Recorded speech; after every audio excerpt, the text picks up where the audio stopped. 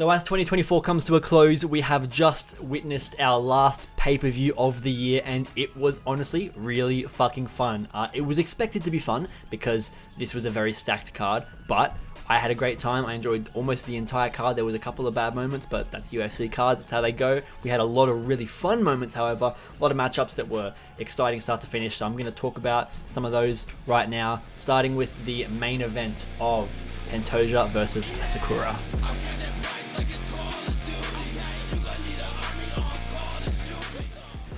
So Asakura versus Pantoja was really fun. We have a second round submission as the result for the not event, for the fight. Pantoja gets it done. Honestly, dude, it's nice to see Pantoja get an aggressive finish.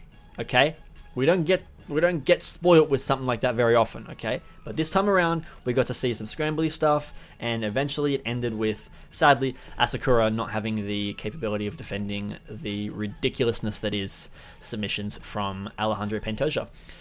I do wish he could have done it without having to lay on top of Kai in the first round, like he does in every single fight. However, I do want to make it clear that he did do this way faster. Like, I mean, he doesn't get finishes as of recent, right? He hasn't really finished anyone except for Royval and someone else, I forget. But they were a while ago. They were before he got to the title. But now, I was really worried that we were going to have to wait like 3 rounds of boringness before getting a finish from either guy. Like, I thought maybe Asakura would get the KO after being held down, or Pantoja might get the submission after holding him down. But it didn't take that long. I'm still annoyed at the way the first round was when Pantoja ended up on top, because he just did nothing, man. Like, he's just really, really, really, really slow at times, and it can suck because there's nothing else to really hate about Pantoja. He's a nice enough guy. He's clearly a hard worker and stuff, and he's not a boring fighter. Like, if he was a boring fighter, that'd be a different story.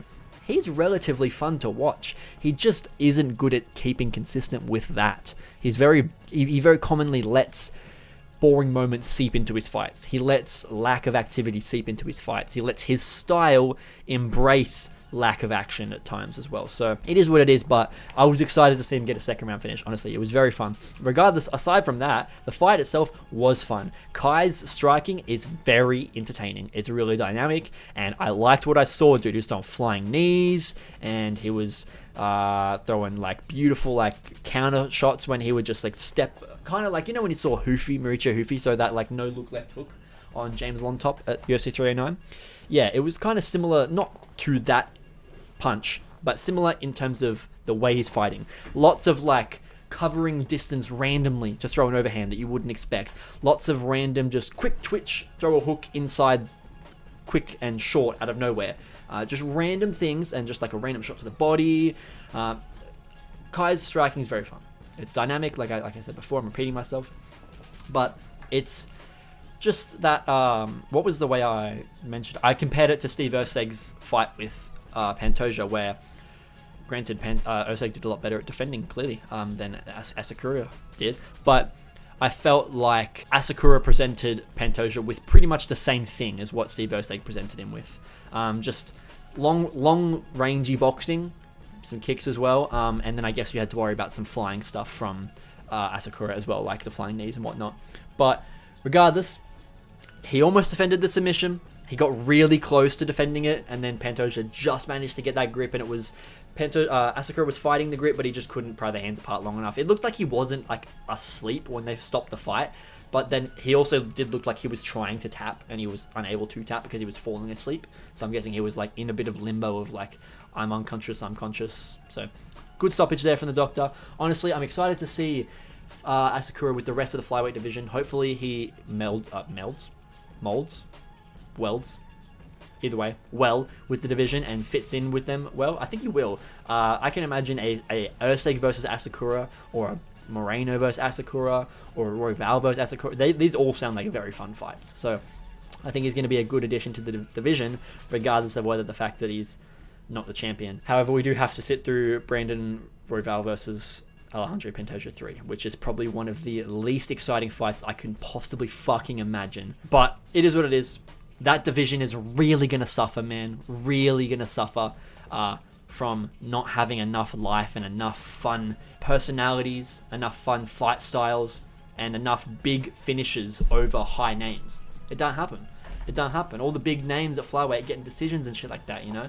So, kind of annoying, you know? We want to see dominance in that division. It's just that the lighter guys are quicker, they fight more sporadically, and they're much easier at getting out of submissions, much easier at getting out of the way of knockout blows, much easier of softening everything that you get hit with because they move so much. You know, you have to catch a flyweight guy on entry with something, right? You can't catch him moving away from something. It's not the same thing.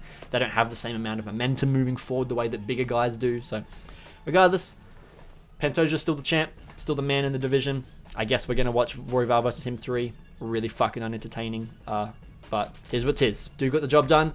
Congrats to him. I'm excited to see Asakura stick around in the flyweight division. So moving on to the co-main event of the night. Shavkat versus Garry. This one was quite slow and calculated at the start. Honestly, it took him a bit to get into the flow of things, but that's to be expected sometimes, especially when you've got 2 undefeated guys going at it to get against each other in there when they're both, what was it? The most collective undefeated record wins together ever. Whereas Adesanya and Gastelum, I think it was 32-0 combined record when they fought, and this one was 33-0 combined record. So it's the biggest undefeated records that have ever fought each other, which is pretty cool. Yeah, man. Shavkat's control won him the first and second round. I think his pressure and control, like just actually being the one that is dictating where this fight's going, as well as a couple of big moments. Like he had like 1 or 2 meaningful shots during those 2 rounds, whereas Garry didn't. So he won those 2 rounds, and then the third round got a lot more action-packed, and Garry took that round, in my opinion, with the striking. He just didn't give Shavkat a moment to breathe the same way he did in those first 2 rounds. Shavkat still did okay and looked decent in the round, but it was the moment that I started to be like, this is where Ian needs to pull away, because he needs to win 3, 4, and 5 if he wants to walk away with this decision. And he was starting that process, and that's what I thought was happening.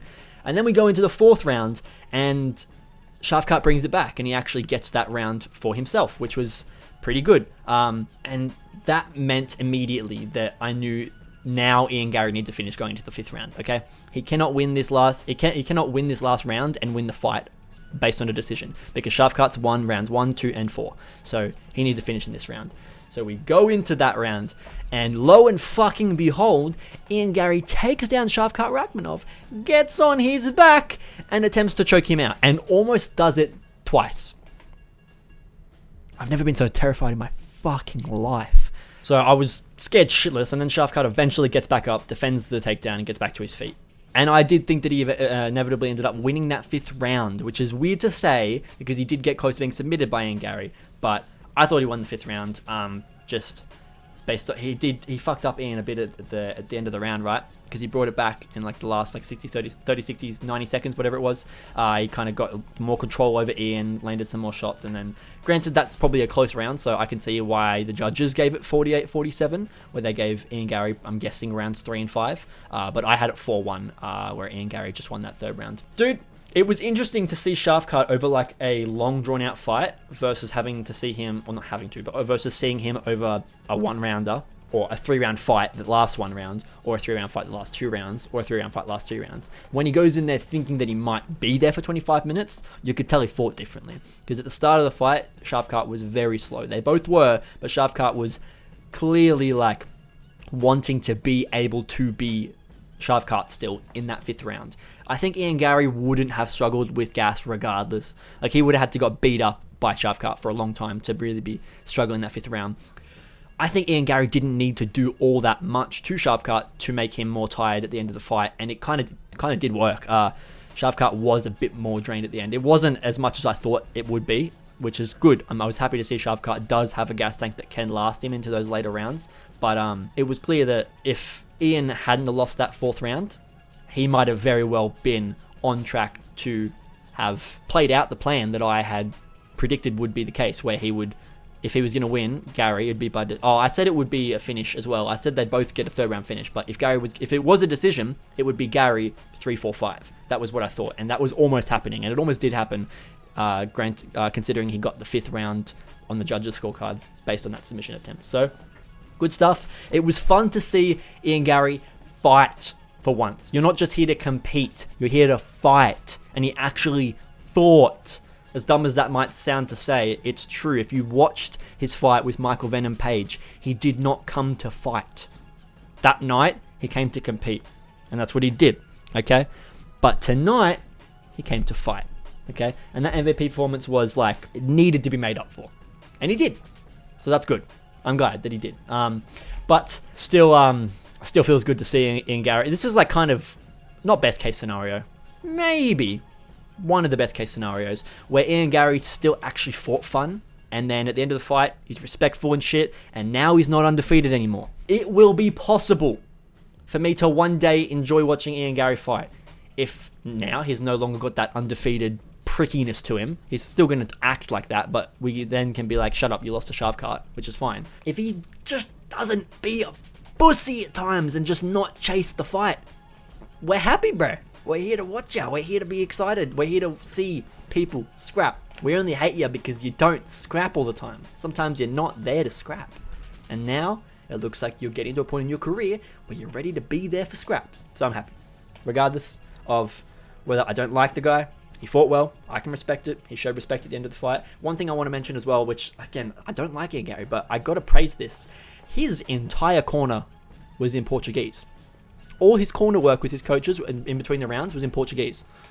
Or at least majority of it. It might have not been all of it, but when I was watching, they're just speaking fluent Portuguese to each other, which is fucking impressive. It's obviously, one, it's impressive to learn Portuguese because it's another language, but two, it's impressive to be able to speak Portuguese with your team and coaching in a manner that is actually descriptive of fight styles and talking about moves and talking about different types of grappling exchanges and talking about your body parts and where you were grabbing him and where he was holding on to you and your weight distribute. Like this, it's complex language and vocabulary that it takes to talk about martial arts and to talk about positions and movements and like engagements and all that. It takes technical language, and if you can do that in Portuguese, that's pretty fucking impressive considering it's your second language.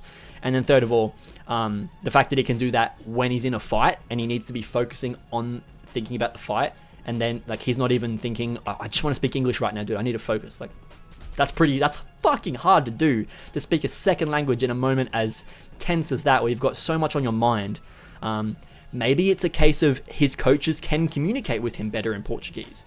Maybe that's what it is. He actually just feels like he gets better advice from his coaches when he speaks their language, because they are the ones trying to convey info to him. He's not trying to convey anything to them. He doesn't need to be clear and linguistic. His coaches need to be clear and linguistic to him because he needs to understand what they want to tell him. So now that I'm saying it out loud, maybe it makes sense that you kind of do want to speak your coach's mother tongue if they have English as a second language, because you want to hear them describe shit how they think of it. Like you want it to come straight from that corner of their mind that is clearly a genius of mixed martial arts because they're a coach in the UFC. You want to dig into that corner and actually get the info from there, not from the rerouted version of what they want to say that comes from that corner that gets sent through the English transition, or the English, what's the word? I can't think of the right word.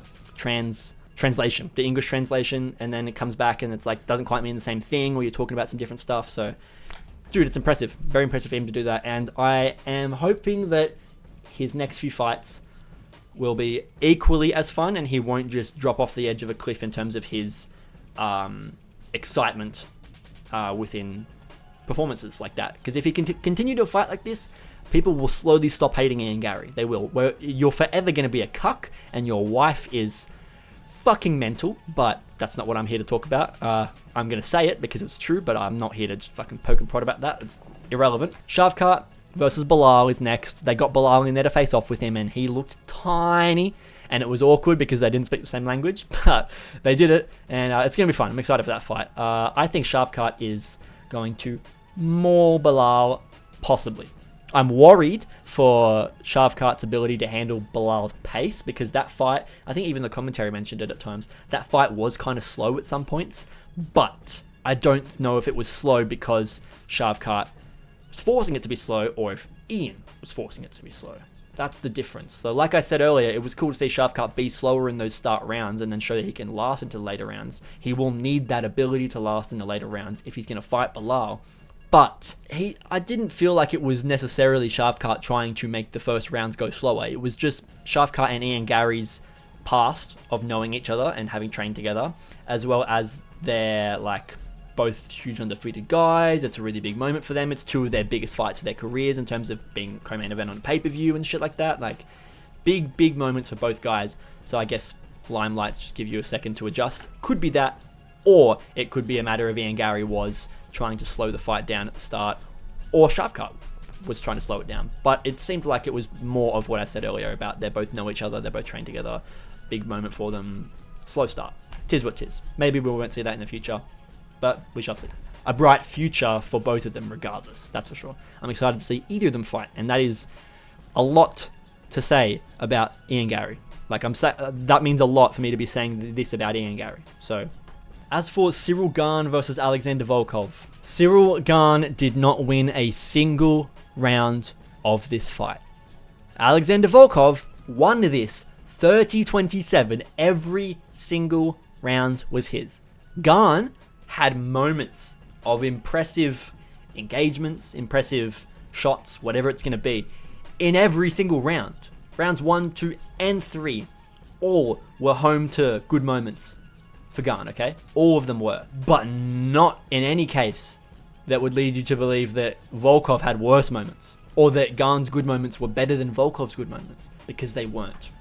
They weren't. Volkov did tremendously better than Gane did, and it wasn't close. If this was a close fight, I'd be like, sure. One of the rounds is kind of close. The first two rounds are somewhat, okay? Somewhat close, I guess. Gane was ahead on the striking numbers in this fight as well. That doesn't tell the story. Gane was just spamming low kicks, spamming body kicks. It's pretty much all he was fucking doing. Oblique kicks and calf kicks and kicks to the thigh. That's like majority of what Gane threw in this fight. Volkov was throwing straight right hands up top. He clipped Gane with a back fist, and he either dropped Gane or rocked Gane pretty badly with that. But the moments are all coming from Volkov. The big moments are all Volkov, okay? The grappling, we saw Volkov nullify Ciryl Gane, even though Ciryl Gane got a little bit of top control time in this fight. It was all Volkov for the most part. And that was where the impressive parts come from. And in that third round, Gane just fucking sat there. He just held onto a Kimura for 4 minutes. Like, he didn't do anything. So I don't even know what rounds they gave Gane. If it was rounds 1 and 2, that's fucking mental. If it included round 3, that's fucking mental. So you cannot in any way tell me that this fight, it's like, oh, but it could go to Gane if you do. No. You can't tell me that rounds 1 and 3 went to Gane. No, they fucking didn't. You can't tell me that rounds 1 and 2 went to Gane. No, they fucking didn't. And you can't tell me that rounds 2 and 3 went to Gane, because no, they fucking didn't. No, they did not. Volkov is being fucked over horrifically here. This is probably the worst. I'll put it top 3, just because I can't rack my brain properly for it now. But this is top 3 of the worst wobberies. This is top 3 worst wobberies this year, okay? Seriously, the judges got to get it together. This is just fucking stupid at this point. Here is a clip of me reacting to that decision. I went nuts, bro. I fucking almost... You can't really see, but I almost fucking dropped my laptop off this table that's right behind me. Ready? Have a fucking gaze at this. 29-28. I swear to fuck! Are you fucking serious? Are you fucking serious, you fucking stupid judges? You fucking retards! Are you fucking dumb? He didn't win a single round! But just, yeah, man, Volkov's weapons were doing so much more. Like I said, he was landing really nice straight right hands on the feet. He landed that really nice back fist. The jab was doing some work. Gane also had his jab going. But Gane, having had low kicks and body kicks and stuff, sure, that's kind of what he was doing. Volkov was also working the body a lot with jabs and body kicks and stuff like that. Like, he wasn't throwing low, but who cares? Low kicks are fucking nothing as a statistic if you don't get damaged from them. Like, you can punch the shit out of someone upstairs and they don't get damaged from it, but they're all clean connecting strikes. Those count. Those count a lot because it's hard to do that. You're in the same realm as this guy. You're both boxing each other and you're winning. That's winning striking. However, if we're standing at kickboxing range and we are striking and our numbers are, even if you're ahead on numbers, but you've got like 50% of your strikes are leg kicks, You better fucking hope I was limping, because if I wasn't limping from your leg kicks, they don't count for shit. Leg kick damage is very apparent because it's literally the purpose of a leg kick is to cause damage that is obvious. Because you want to see the damage so you can tell when he's compromised. Gane never compromised Volkov. Gane in fact himself said he broke his toes in the first round. On like the first kick he threw, which sucks for him. But how are we gonna act like Volkov loses this fight based on a bunch of fucking spamming low kicks when he didn't even hurt Volkov's already currently injured knees? Volkov was wearing 2 ankle fucking braces and 2 knee braces. Both ankles and both knees were wearing braces in this fight because he's got injuries he's dealing with. And the entire attack plan from Gane was low kick based. And yet here is Alexander Volkov standing on his own 2 feet at the end of the fight while Gane is sat on the mat like this, looking up, being like, fuck, I just lost the fight. And Gane's corner looks like, man, fuck, he just lost the fight. And then they gave Gane the decision and he walked out. He fucking left the octagon because he's like, I don't want to deal with this. I don't think I won that fight. I don't want to have to fucking sit here and do this interview. He literally like turned around and started walking away, and they were like, Gane. And he literally looks back and goes like, no. I'm not doing this. Like, you know? And then he started walking out, and they literally like, turn the fuck back around and get inside that octagon now and go do your interview. So he acted like he's like, oh, I was just tired, you know, it's been a long preparation for this. I just wanted to leave. Like, who the fuck just leaves before they get their post-fight interview? No one. Because he weren't tired, bro. He was fucking distraught that he has to then act like he won this fight. It would have been better for Gane's career if you just gave him this loss. Because now he has to act like he won this fight for the rest of his career. Shit stuff, man. Shit stuff. Volkov won. Hopefully they give Volkov a high level matchup next to make up for the fact that he lost this fight. Like, at least don't punish Volkov and then give him a fucking, you know, like a Mick Parkin or some shit now, or a fucking whatever it is, you know, someone from the top 10. Don't make Volkov fight like Jailton Almeida now or something because he lost to Gane. Because he you know how, UFC, I'm talking to you, matchmakers, you know how to be silent about a robbery and still fix it in the matchmaking meetings later on. Happens all the time. No one says anything about the robbery. Everyone's like, how can the UFC not even call this a robbery? They don't even mention it. They just move on without even saying anything. And we're pissed at them forever. And then 2 months later, we get announcements. And it seems like the guy that won is getting a worse matchup than the guy that lost. Wonder why that is. Maybe it's because the matchmakers can fucking tell when a robbery happens and they adjust in their matchmaking process and give the guy who actually won the fight a good matchup next, to at least not force him into punishment of fighting down the rankings when he clearly should have at least been given a fight with a dude the same number as him after that. You know what I mean? Give Gane like you cannot give Gane a title shot now against Tom Aspinall. Gane has to fight someone else before he can fight Tom Aspinall because he didn't win that fight. Volkov, I think you give Volkov one more fight, and if he wins that fight, you just act like he won this fight, man. Gane, you're a fucking fraud. So bad. I already didn't like Gane. Now I fucking despise him. This person is probably fine. He's probably a good person, but his career is fucking stupid right now. Fucking stupid. Okay? He shouldn't have even got a rematch with Volkov, to be honest, in my opinion. Like, it's a good fight to make, but Gane, after the Francis Ngannou loss, and then John Jones lost one fight later, he beat Spivak. Sure, he should have been fighting one more blob after Spivak, and then you give him like a Volkov rematch type matchup, because he just didn't deserve it, man. He clearly didn't deserve it because he lost. Disappointing. Just very overall disappointing end to that fight. Alright, next up we have Bryce Mitchell versus Kron Gracie. So for the rest of the card, I'm probably not going to talk crazily long about the rest of the fights, the same way I did with those top 3, but I'm still going to mention every single fight, and I'm going to talk about bits and bobs of every fight. So let's continue, hey? Bryce Mitchell versus Kron Gracie. So, Kron just kept pulling fucking guard. Non-stop. He just wouldn't fucking stay out of the guard. Like, it just, if you at least were going for takedowns or something like that, it's fine. I know he's a jiu-jitsu guy, so I wasn't expecting takedowns, but it's just every time I see it, I'm like, God, you can take this to the mat if you want, dude. But the way you're doing it literally looks like you're trying to hop on him and literally bounce on the guy's cock, bro. Like, you're wrapping your legs around his waist and his neck to hang on him as he's standing. You look like you're having fucking sex with the guy, dude. Stop. Just no more. No more. I was mad at first because Bryce Mitchell said that he wanted to grapple with Kron Gracie, and he said, brother, I want to show him that Arkansas Jiu-Jitsu, brother, is better than the Gracie Jiu-Jitsu, you know? That's what the government will tell you, that the Gracie Jiu-Jitsu better than Arkansas Jiu-Jitsu, but brother, I tell you, the government don't know shit about Arkansas Jiu-Jitsu, no, brother. Yeah, he said he wanted to show that his grappling was better, or that, like, his Jiu-Jitsu, or his, like, team of people have better Jiu-Jitsu than Gracie's or whatever. Stupid, but luckily he came out on top. Bryce Mitchell gets a slam to elbows KO over Kron Gracie, and God, that was like every single moment that you saw Kron Gracie's head bounce off that canvas was literally like sex. It was so satisfying to watch him get knocked out. Hate to be a generational hater like this, but you shouldn't be on the main card of a pay-per-view, bro. You're 1-2 in the UFC. You can't strike, you can't get takedowns, and you fought 3 times in the last, like, 6 years, bro. Fuck off. And he did. He got removed from the roster after this event, so thank Christ. Okay?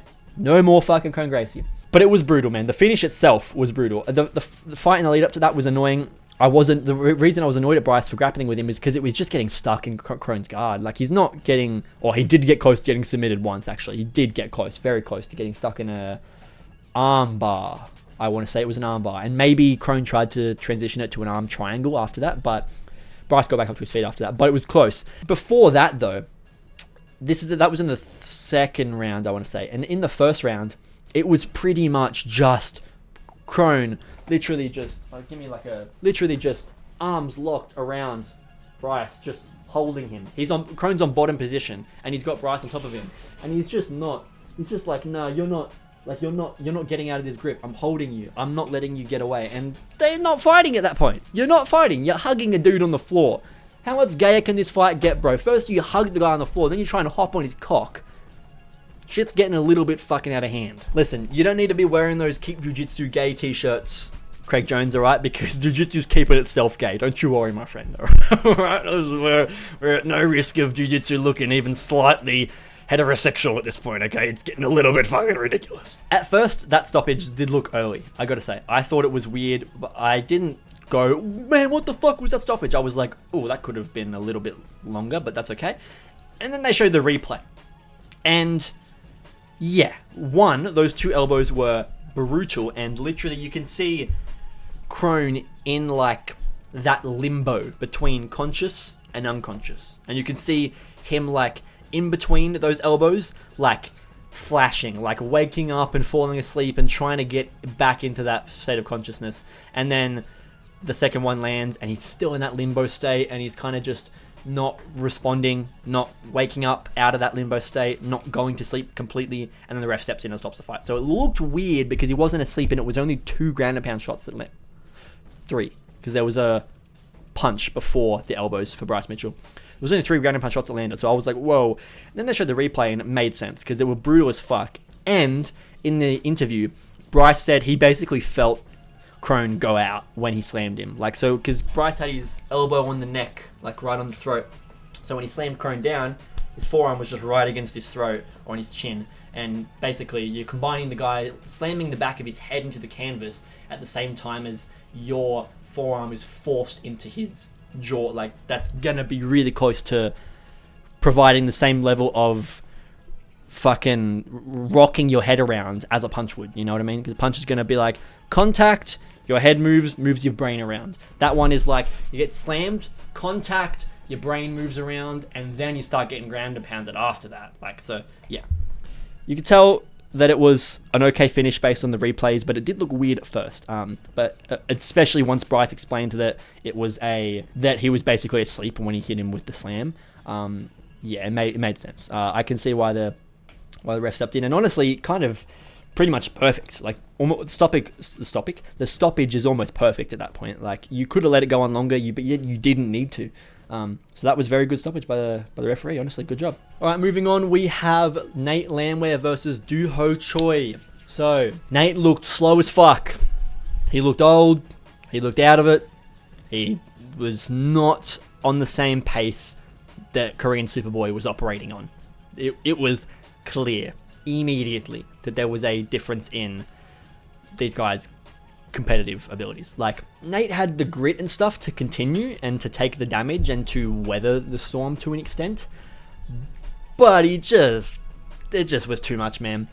Superboy looked really good. Honestly, it was fun to see him come back and look good like that. He was using his grappling as well, which is a bit abnormal for him, and he was doing quite well with his grappling as well from that position. So he's clearly advancing as a fighter. He had that really good performance against Bill Algeo last time, and now he's had another good performance against Nate Landwehr back to back. We might be talking one fight away from a ranking or a ranked fight type thing. You know what I mean? Dude had a rough career, kind of similar to Kron Gracie in the sense of really, really spaced out fights, like not competing for years at a time almost. But I don't remember what the cause was for that, but I believe it's injuries among other things that kept Superboy out. But he's been in the UFC for like 10 years, and I think he has like 9 fights. And 2 of those have been this year in the last like 4 months. And I think he wants to stick around now, obviously, what he wants to. But I think he seems like he's saying like, yeah, I'm good, man. I'm going to stick around and keep fighting a lot more. So that's exciting. It will be fun to see him, whoever they decide to get him to return against, whether it is going to be like a just below the rankings big name kind of guy, or whether they give him like a 14 or a 15. You know, we never know. We never know. We'll have to wait and see. As for Nate Landwehr, he's getting old. He's probably going to stay in the UFC. He might fight a couple more times. I don't know what his contracts are looking like, but I don't think they're going to sign him again if he loses in his next fight, because he's what now? Nate Landwehr now, let me just pull it up for you. I believe he is on like, I want to say a 2-fight losing streak, and I think he might have like 3 losses in his last like 5 or 6 fights, you know. So he's 18-6. He is on a, oh no, so he lost to Danny Gay and Choi, but he beat Jamal Emmers between that. I did forget about that fight. He did well against Jamal Emmers, actually, you know. That's a bit of a weird one, hey. Nate Landwehr does look a bit weird for like how he looks weirdly good for his age. To be fair though, before that, so he lost to Julian Rosa, which is bad. Then he beat Ludovic Klein, beat David Onama, and then beat Austin Lingo. So Lingo meh, but Onama and Klein are both great names to have wins over. So maybe I'm wrong, but they were 2 years ago. They were over 2 years ago. One of them was 3 years ago. The other one was 2 years ago.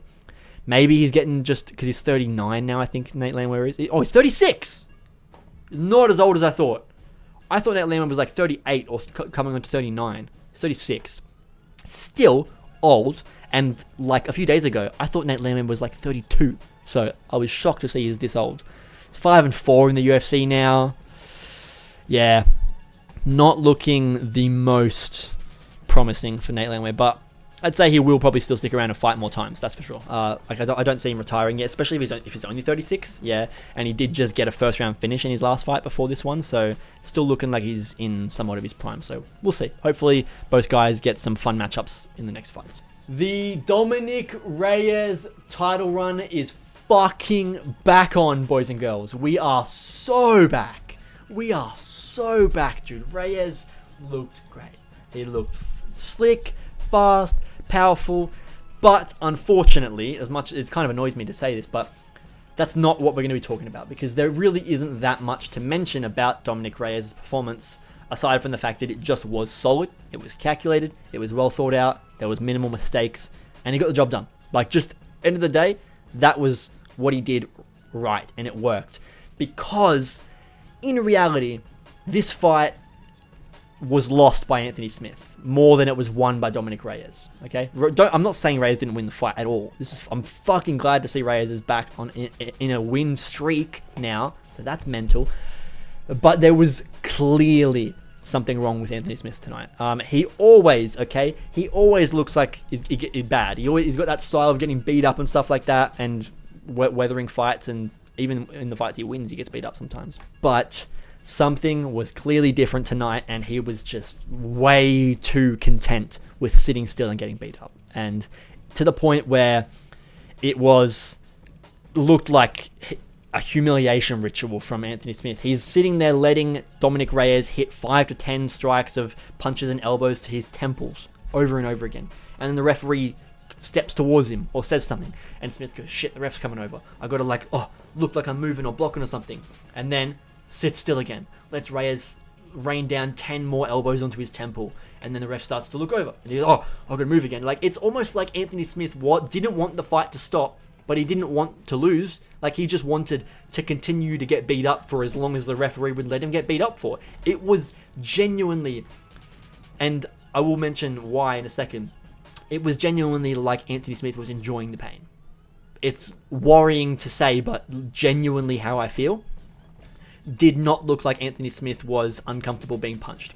Looked like he was genuinely more than happy to continue accepting strikes. And that may be because of what one of the commentaries said. The pain of being hit maybe is distracting him from the pain that he's going through right now mentally. Because Anthony Smith apparently just had his best friend commit suicide. So or he might have died just normally, some other way. I don't know how.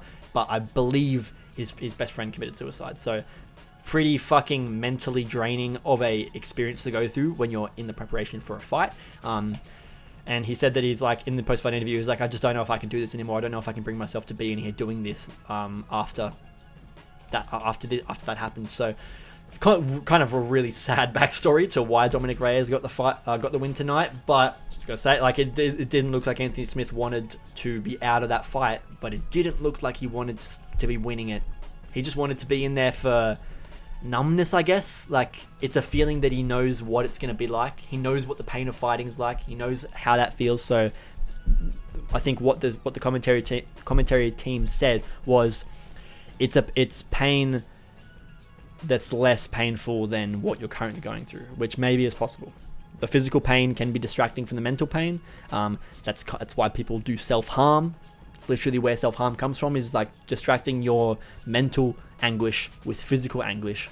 And look, that, like, without sounding ridiculous, that fight looked like Anthony Smith was committing self-harm throughout the fight. He literally letting the fight go on so that he can be damaged. It was worrying, but tis what tis. Reyes is back. Title run is on the way. Let's fucking get it. Alright, below that we had, I really cannot say much about this one, but Luque's fucking back apparently.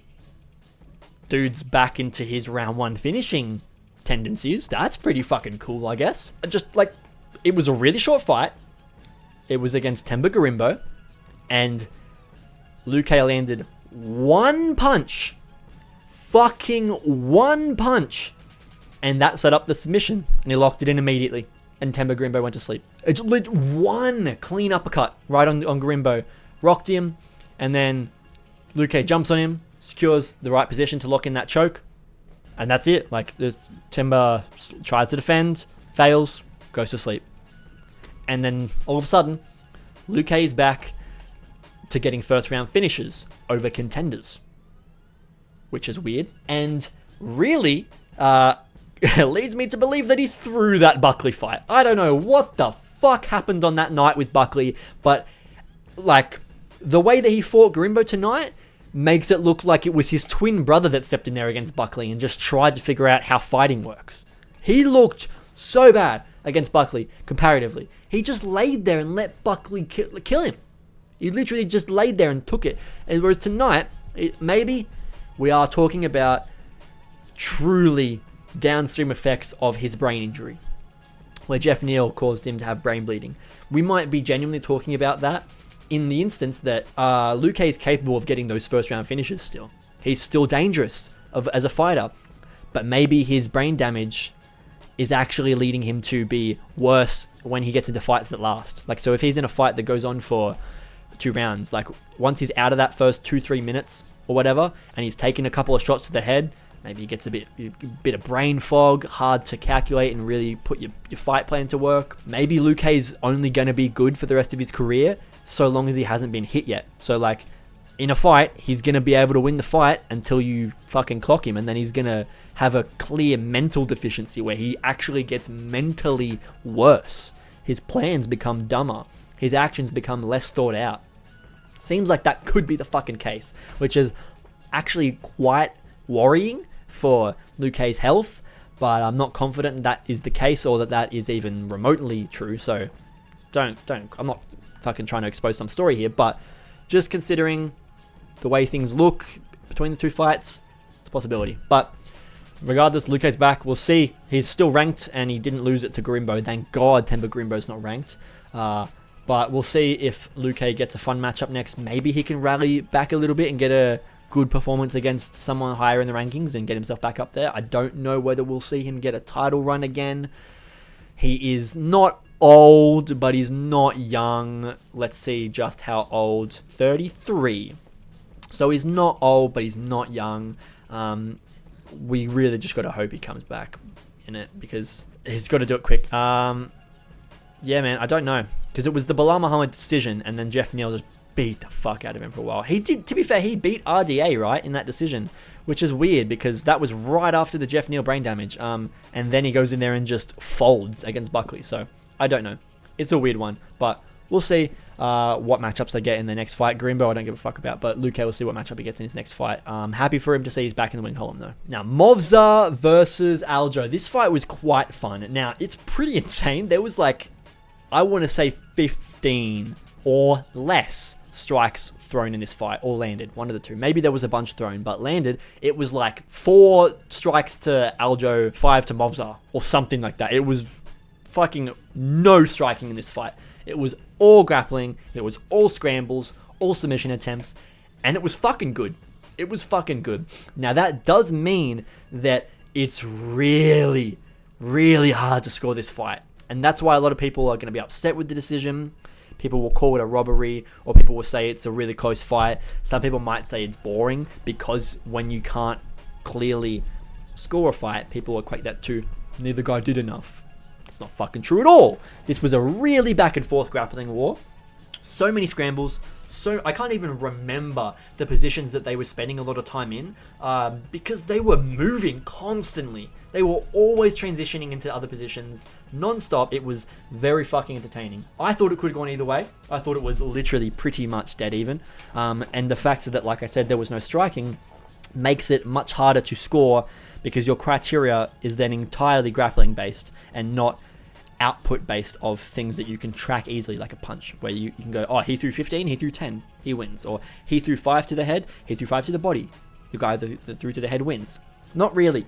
When it's grappling and we're talking about bottom position and top position, or submission attempts, or control time, it's a lot more variables to consider, and it's a lot harder to be really sure in what you're saying, especially when you've got a 5-minute round where shit happens throughout that whole round. And you can't just be like, well, technically at the end of the round, this is what had happened. It's like, you got to consider what was the most significant part of the round when we're grappling. You got to consider that submission attempt was way more worthy than the rest of the round that guy was getting controlled for. Or you got to be like, that guy's control time meant way more than the submission attempt that he got locked in with at the end of the round. You know, you got to actually just make your own, not even assumptions, your own points about why you think things should be scored a certain way. Because when it comes to grappling, there's no clear rules. There isn't. There is guidelines that we follow, and there's things that we think the judges are scoring based on, but it doesn't appear to be clear that that's really the case ever, regardless of grappling. Just judges scoring on guidelines that we think they're scoring on. Seems like that's not really a common thing. But honestly, I really could have seen it going either way. Sucks that Movsar has to stay undefeated now, and now he's probably going to get a title shot against Ilya after Diego Lopez and Volk do. So maybe he won't actually. Maybe they'll make Movsar fight one more guy. I don't know. It kind of sucks that Aljo's lost his momentum at featherweight now. I'm sure he will still maul a lot of ranked featherweights. So if he decides to stay at featherweight, I don't know what else he would do. But if he's going to continue to fight and he's not got some other plan, or he's not moving back down, or whatever it is, you know, I think he's going to maul most of the featherweight rankings. So I think it is possible that we'll see these two fight again another day. Because they are kind of stuck in, well, they are stuck in the same division, and they're kind of both on a trajectory to the top, and I don't see either of them really being stopped by anyone else. I could see them stopping each other, and that's why I thought that would happen. But when it's a decision and it's a really close fight like that, I don't think either guy stopped either of them. Like, Aljo's momentum hasn't really been killed in featherweight. He just needs in terms of getting a high-level matchup, it has, but fan-wise, we just enjoyed that fight. We want to see both guys fight again, so, you know what I mean? Whereas Movsar, like we want to see him fight again, but just, please, man, get a finish. Just get a finish, dude. Once. Please. Gonna try and run my way through the rest of the prelims now. We had Bryan battle versus Randy Brown. This was a pretty close fight that inevitably pretty much came down to the fact that Bryan battle was able to adapt as the rounds went on and get better at nullifying Randy Brown's attempts to clinch and whatnot in the first round. Second and third round, Brown did a lot. Battle did a lot better. Close fight. One of the judges actually gave it to Brown, so it was a split decision. I didn't get to watch this fight in its entirety, so don't quote me on saying things that happened. I watched this on the side while I was preparing to record this video, but Randy was ripping his body a lot. Okay, that was pretty substantial, and it was making me consider whether battle can even be hurt to the body, because Randy was digging fucking hooks into his liver like multiple times and battled. Maybe he's just got a great poker face, but he didn't even like slouch over a little bit and he didn't like glue his elbow to his stomach or nothing. He just eats body shots and his arms stay up here. He doesn't even drop his guard for it. Just okay, sure. It's too late now. They've already landed. So maybe because battle used to be fat, he's got a protective layer there or something. No fucking clue. The extra skin, no idea. But battle got the win. It was a very close fight. Weird one. We'll have to see what happens next. Hopefully Bryan battle will make a weight next time. That would be a decent idea. You know, you might get a little bit less fans being mad at you at the end of the fight if you are to make weight first, but it's okay. It's okay. He did claim in the interview that the reason for the weight miss was because this is his fastest turnaround he's ever made since he moved down to 170. So that kind of does not explain or justify, but it does give insight into why the things happened. And he said, like, look, it won't happen in future. Now we know how long we need to make weight, because this was a short notice fight as well as being like a quick turnaround for battle, because he fought in September. He fought like 2 months ago. Yeah, like maybe like 9-10 weeks ago. Bryan battle fought Kevin Juice. But yeah, he won. Good shit for battle. Let's see him keep going. Maybe one more fight before he gets a ranked fight. Someone fun, big name under the rankings. Randy Brown kind of was that, but still, they might give him a ranked fight next. We'll see. But I think I'd like to see battle against one more fun unranked guy. Good stuff from both guys, and I'm excited to see Bryan battle's next fight. And also, Bryan battle ate some ridiculously big strikes. Forgot to mention that. He literally ate some of the craziest sounding hooks upstairs, like on his chin, and just kept walking forward. Like, it was really weird. So, don't know how he ate those, but he did. So, yeah. Anyway, moving on. So, we're here in the last 4 fights. Now, I'm going to talk about one first, because the other 3 are boring as fuck. Hooper! Chase fucking Hooper, bro. Charles Oliveira from America. Let's go. The title run is 100% here. I am fucking here for it. I am so in. I'm so in. So, my prediction for this fight was that Chase Hooper would get a first round submission over Clay Guida faster than he got his submission over Clay Guida in the grappling match that they had 2 years ago in 2022, I believe it was, which was like 4 minutes, I think. And it was a calf slicer in round 1 from Chase Hooper. This time, however, he got Clay Guida 30 seconds faster with a armbar, which puts my prediction makes my prediction perfectly accurate, because I got the fighter right, the round right, the method right, and also a key detail of when within the round it was going to happen. Go me. Go me, bro. The best fucking predictor on YouTube, boys. It is what it is, you know? And even just before I continue and go on about that, I went 11-3 on picks in this card. If you want to include Gane versus Volkov, I went 10-4. But I think Volkov won that, so I'm counting it as a correct pick, which means I went 11-3. Fucking did not expect to get that many picks right. But anyway, we'll move on. So Chase Hooper comes back to the UFC with a jawline and striking ability. Dude left and came back and said, I've been mewing and I've been fucking practicing my bag work, and I'm here to fucking destroy. And that's what he did. He came and... Look, Clay Guida is 42 and 5'7". Okay?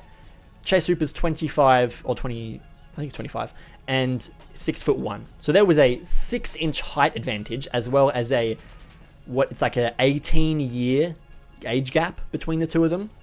Fucking insane, really fucking insane. But weird matchup as it may be, it was still fun and cool to see Chase get the finish.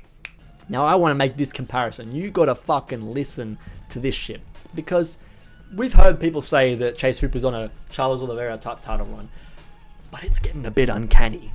This is the next Charles Oliveira, and here's why. Moved up from 145 with a bad record after getting finishes and getting finished. Then, once he moves up to 155, goes undefeated. Nuts. Good start. Submitting everyone at 155, like what he did like Charles Oliveira did. Fucking good stuff. And known for submissions, like Charles Oliveira was, and suddenly gets good at striking. Weird stuff. It's like he's on a lot of weird... He's having a lot of weirdly aligning similarities with that Charles Oliveira title run that we saw over the span of whenever it was, 2018 to 21 or whatever, around that period. I'm here for it, man.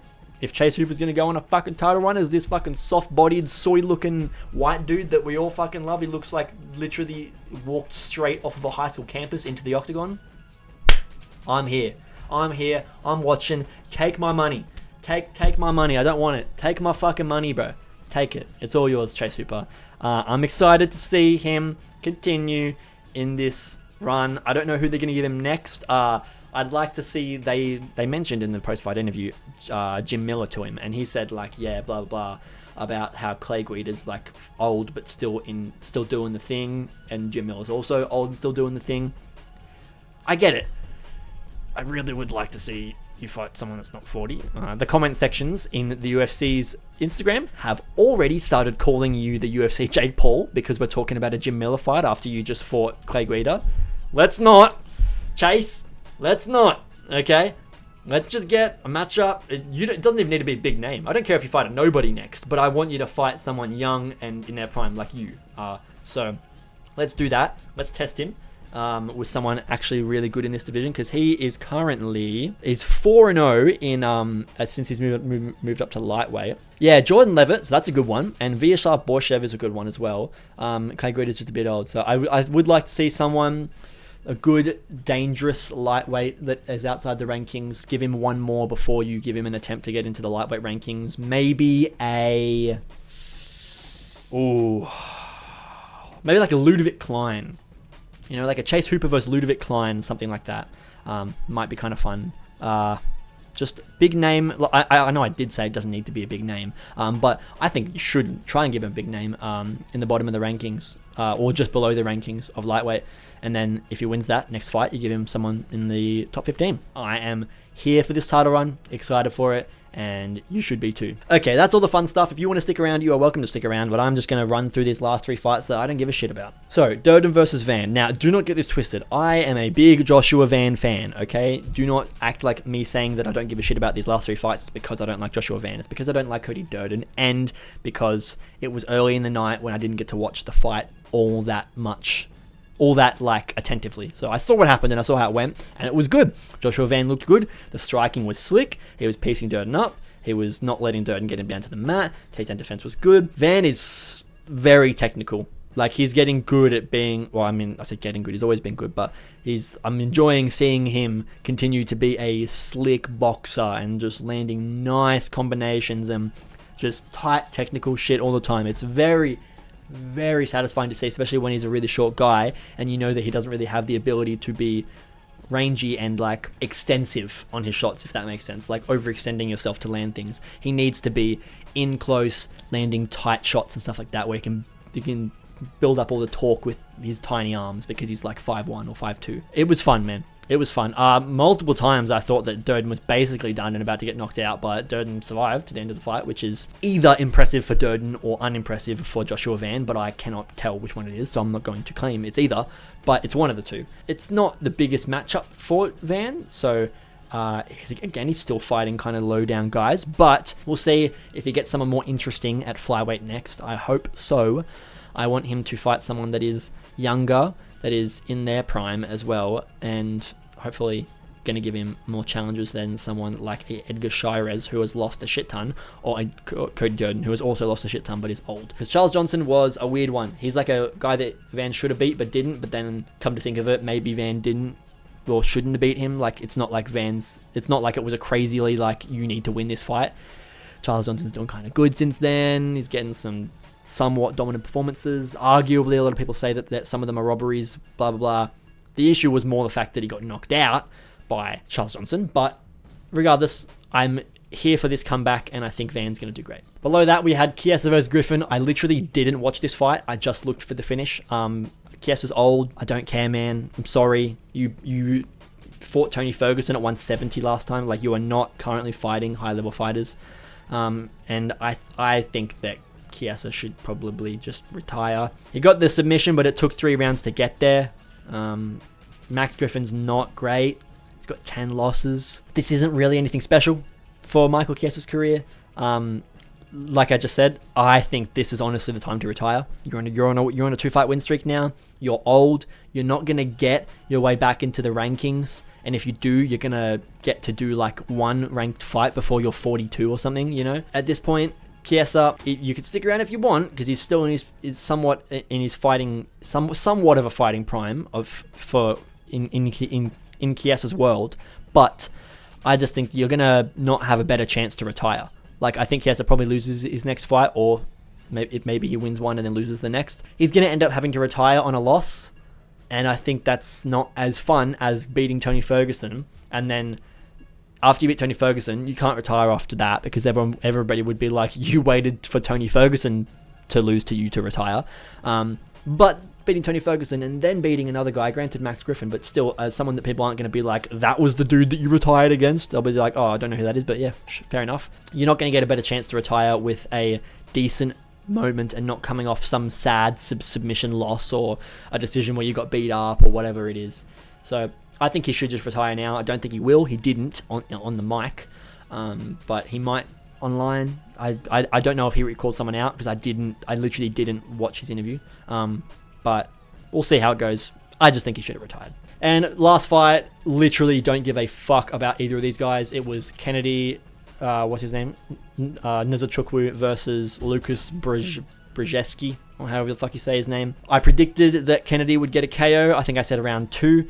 He got a KO in round 1, so I got the pick right. However, this was literally, if you watch my prediction video, this is the fight that I predicted with a coin flip. So I didn't really care. I would have been more than happy to get this one wrong, but this helps my prediction ratio climb to 11-3 for tonight.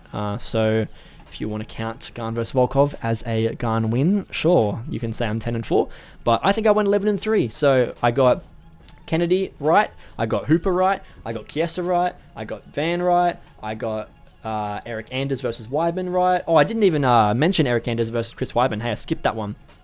Worth skipping though. I didn't watch it at all. I literally just went to see what the finish was like.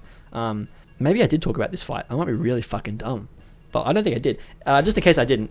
Yeah, man. Weidman should just retire, bro. He just got beat up. Like, he's old. You're not in the same ability of fighting as you were when you were younger. You've been unable to train and keep up physical endurance and capabilities in the time that you've been out with injuries and stuff like that.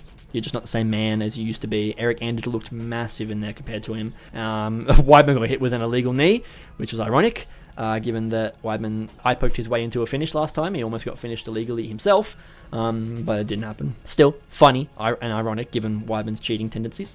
But just retire, bro. Just retire, seriously. Just retire. So if you want to count Volkov as a loss, sure, I went 10-4 on picks tonight, but I'm counting Volkov's fight as a win because realistically it's one of the worst robberies in ages and I think he won it. So if that's the case, then we're saying that I got Kennedy right, I got Hooper right, I got Chiesa right, I got Van right, I got Anders right, then I got Bryan Battle right, I was predicting Aljo, so I got that one wrong. I was predicting Gorimbo, so I got that one wrong. And then I predicted Dominick Reyes, I predicted Choi, I predicted Bryce Mitchell, I predicted Alexander Volkov, which did happen, and I predicted Shavkat Rakhmanov. So, only ones I got wrong was Pantoja versus Asakura. Technically, I got Gane versus Volkov wrong, but I didn't. And I got Luque versus Gorimbo wrong, and Movsar versus Aljo wrong, which was Movsar versus Aljo arguably was really close, so I'm not really that mad with getting that one wrong, because it could have gone either way. So really, in my eyes, Luque versus Gorimbo and Pantoja versus Asakura are the only two that I was really actually wrong about. I'm happy with that outcome, bro. Honestly, good stuff. It was a really good event. It was very fun.